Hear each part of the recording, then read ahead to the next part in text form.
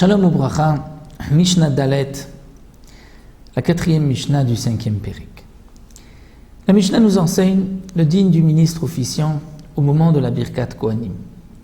Au moment où les Kohanim vont bénir le peuple, comme nous le savons et comme c'est marqué dans la Gemara, le ministre officiant va d'abord dire Yevarechecha et les Kohanim vont répéter Yevarechecha, Hashem, Hashem, Veishmerecha. Et les Kohanim vont répéter Veishmerecha. Une fois que les Kohanim ont dit Veishmerecha, l'assemblée doit répondre Amen. Il y a 3 berachot, Yevarecha Hashem Veishmerecha. Une première, Yair Hashem panav elecha v'chuneka. La deuxième, Yisa Hashem panav elecha v'yasem lecha shalom.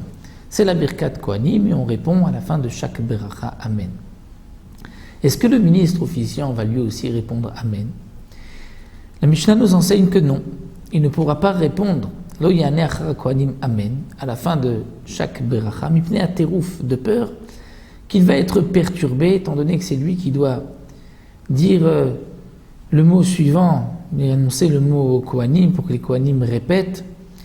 Donc s'il répond amen, il risque ensuite d'être perturbé, de ne pas savoir où il en est, et donc c'est pour cela qu'il ne répondra pas amen pour pouvoir dire immédiatement l'autre Pasuk, Yaer ou Yissa. V'imen sham Kohen elahu, un autre digne, s'il n'y a pas d'autre Kohen à part le ministre officiant, lo Yissa et kapav.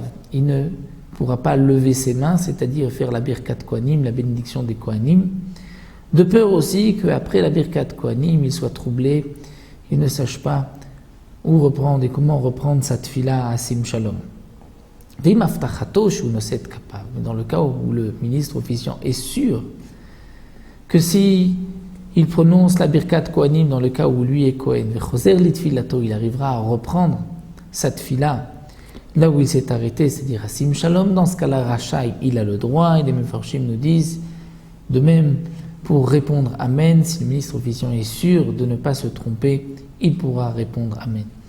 Lorsque, comme aujourd'hui, nous avons des Sidurim, il est plus facile pour le Chazan de se repérer, et donc de ne pas se tromper. Dans ce cas-là, donc le Tana de la Mishnah nous dit qu'il pourra